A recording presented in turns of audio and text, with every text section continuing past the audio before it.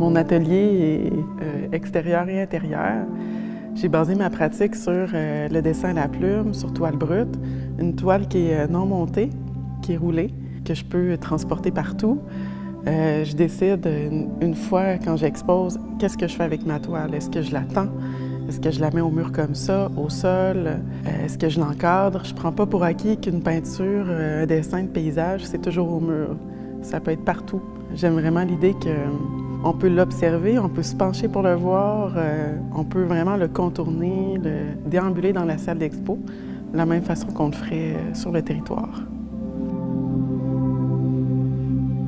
J'aime beaucoup le sujet du dépôt à neige pour toutes les questions d'hivernité, ce que ça dit de nos hivers, de notre paysage qui se transforme.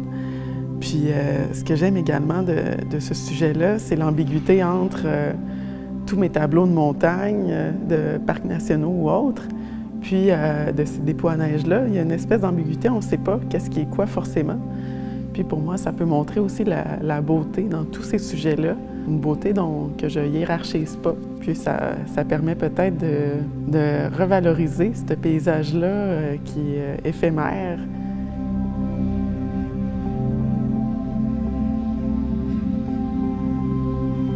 Le territoire, ça me nourrit au quotidien. Je peux prélever des choses en pêche-cueillette ou autre, puis des sujets à représenter. Pour moi, c'est important de l'habiter, que tout ça soit quelque chose de cohérent, de quotidien, qui vient vraiment me nourrir chaque jour, là. Quand je vois un peu les femmes autour de moi qui l'habitent, ça m'inspire parce qu'on dirait que je vois une approche qui est peut-être un peu moins dans la productivité, dans les désirs d'avoir des objectifs, autant dans la pêche, la chasse, la randonnée, de monter des montagnes, l'idée de capturer le plus gros poisson. Je suis moins là-dedans. J'essaie d'entretenir vraiment un rapport qui est simple, où ce que je vais retirer, c'est pas toujours visible.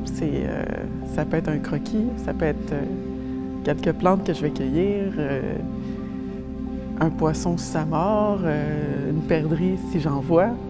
D'entretenir un rapport qui est vraiment pas, je dirais, hiérarchique aussi, que je dirais sincère, sensible, affectif également là, envers ces lieux-là pour être vraiment capable de les capter.